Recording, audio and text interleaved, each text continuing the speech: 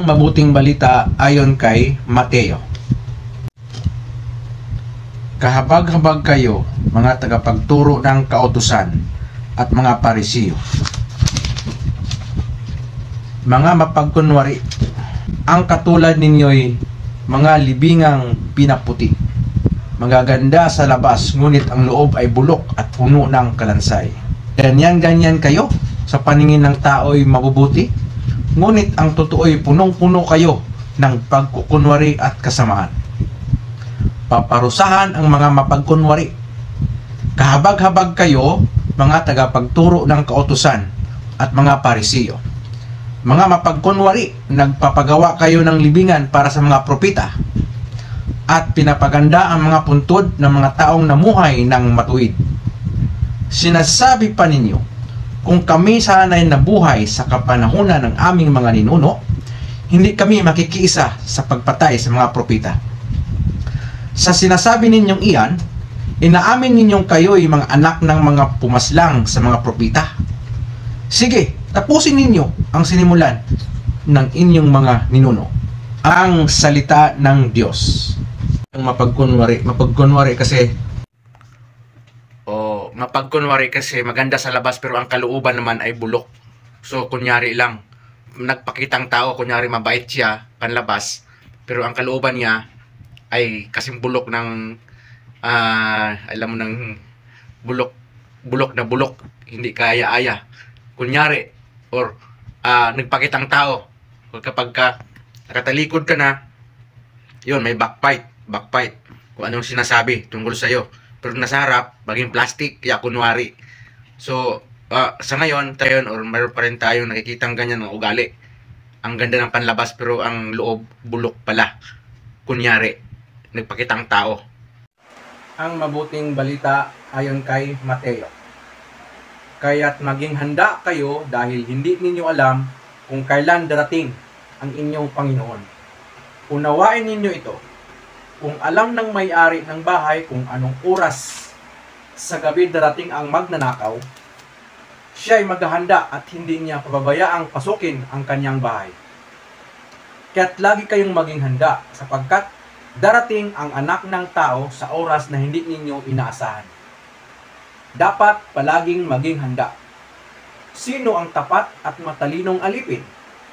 Hindi ba't ang pinamamahala ng kanyang Panginoon upang magpakain sa iba pang mga alipin sa takdang oras?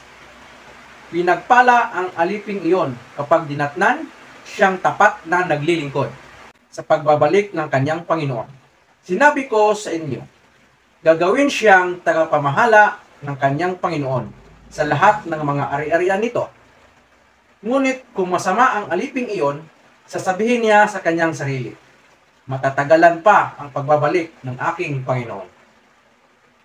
Kaya't sisimulan niyang bugbugin ang kanyang kapwa alipin at makikipagkainan at makikipag-inuman sa mga lasinggo. Babalik ang Panginoon ng aliping iyon sa araw na hindi inaasahan at sa oras na hindi niya alam. Bibigyan siya ng kanyang Panginoon ng matinding parusa at pagkatapos ay isama sa mga mapagkunwari. Tuoy tatangi siya at mangangalit ang ngipin. Ang salita ng Diyos. So ang pananaw ko dito, ang point of view ko dito ay yung dapat palaging handa. Be prepared. Be prepared always. Ito yung sinasabi na anytime kung anumang mga sakuna, kalamidad na dumating sa buhay mo, handang-handa ka na, hindi ka na mangangapa kung anong dapat gawin. Meron kang contingency plan sa iyong dapat gawin kung karoon ng sakuna, karoon ng anumang hindi inasahang pangyayari sa buhay, bagyo, ulan, or ano pa mang malaking sakuna na hindi natin inaasahan. Kung lalong higit na maging handa ka, kung halimbawa kukunin ka man ng Panginoon, siyempre handang-handa ka na rin. Huwag mong sabihin, huwag mo na Lord, kung nagustuhan niyang kukunin ka na. Dapat maging handa ka na rin. Ilaan mo yung buhay mo sa Kanya at ilaan mo ang iyong kapalaran sa Kanya. Siyempre, kasama na rin yung panalangin sa Panginoon upang sa gayon, pagka ikaw ay dumating na ang unos, dumating na ang hindi mo inasahang pangyayari sa buhay mo, sa pamilya mo, siyempre ang dasal, kasama lagi yan, hindi yan mawala. Kumbaga, ito, sabi nga sa magnanakaw, huwag natin hintayin na pasukin pa tayo ng magnanakaw. Sa madaling sabi, dapat yung bahay mo, yung bahay mo, dapat laging nakapadlock, nakasarado. Ang mabuting balita ayon kay Mateo. Talinghaga tungkol sa 10 dalaga. Ang kaharian ng langit ay may tutulad dito. May 10 dalagang lumabas upang sumalubong sa lalaking ikakasal. Bawat isa ay may dalang ilawan.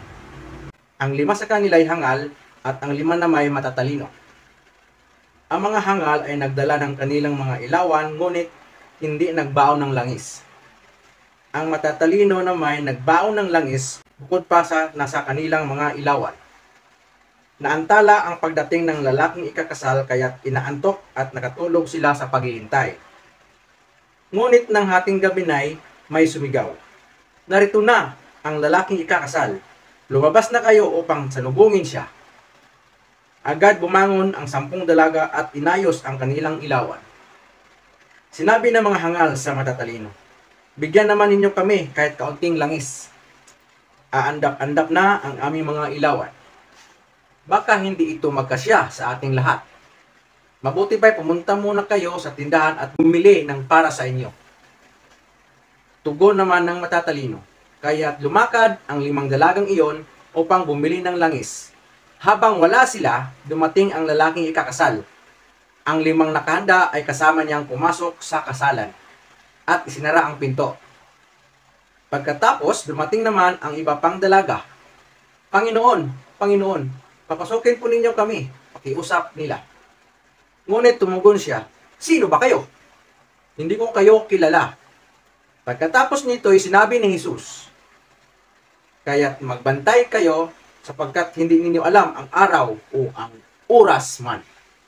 Ang salita ng Diyos. Yung naantala ang pagdating ng lalaking ikasal, kaya inantok at nakatulog sila sa paghintay.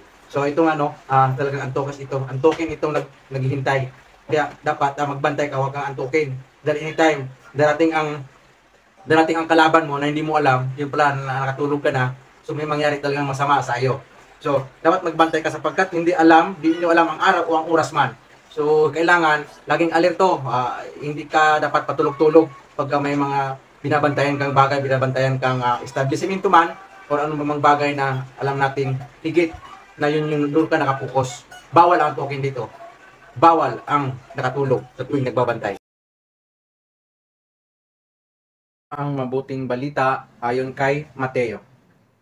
Talinghaga tungkol sa 3 alipin. Ang paghahari ng Diyos ay maitutulad sa isang taong maglalakbay. Kaya tinawag niya ang kanyang mga tauhan at ipinagkatiwala sa kanila ang kanyang ari-arian. Binigyan niya ng salaping ginto ang bawat isa ayon sa kanilang kakayahan. Binigyan niya ang isa ng 5,000 salaping ginto. Ang isa naman ay 2,000 salaping ginto. At ang isa pa ay 1,000 salaping ginto. Pagkatapos nito, siya ay umalis. Kumilos agad ang tumanggap ng 5,000 salaping ginto at ipinangalakal iyon. Kumita siya ng 5,000 salaping ginto. Gayon din naman, ang tumanggap ng 2,000 salaping ginto ay kumita pa ng 2,000 salaping ginto. Ngunit ang tumanggap ng 1,000 salaping ginto ay humukay sa lupa at itinago ang salaping ginto ng kaniyang Panginoon. Pagkaraan ng mahabang panahon, bumalik ang Panginoon ng mga tauhang iyon at sila'y pinag-ulat. Lumapit ang tumanggap ng 5,000 salaping ginto at sinabi, "Panginoon, ito po ang 5,000 salaping ginto na iniwan ninyo sa akin. Ito naman po ang 5,000 salaping ginto na tinubo nito." Sinabi sa kanya ng Panginoon, "Magaling, tapat at mabuting lingkod. Halika, samahan mo ako sa aking kagalakan.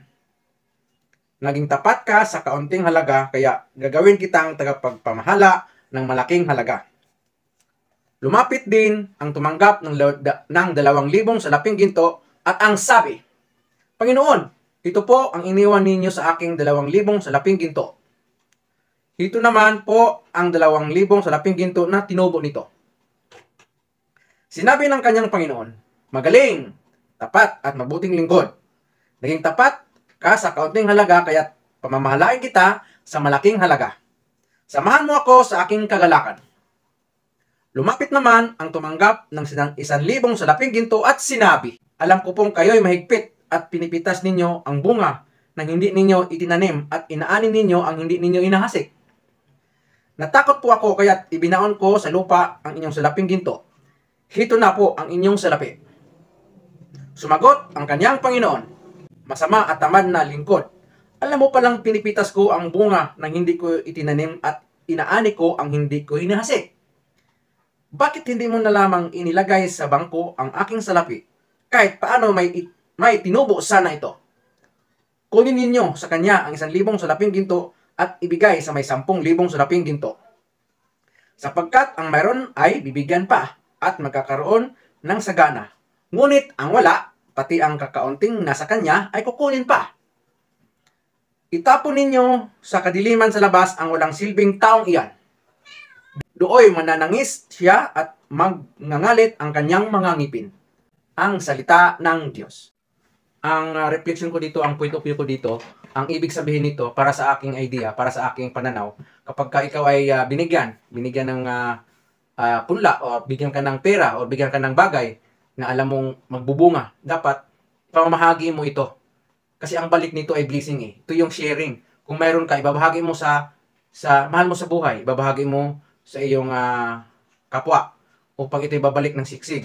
Kasi kung ikaw, bibigyan ka ng ari-arian o bibigyan ka ng alam mong nakikinabang ang lahat, tapos iyo lang itatago sa iyong bahay, sa iyong kaban, ay hindi ito magbubunga ng walang maiudulot itong maganda dahil hindi ka nagbibigay or hindi mo siya isinishare.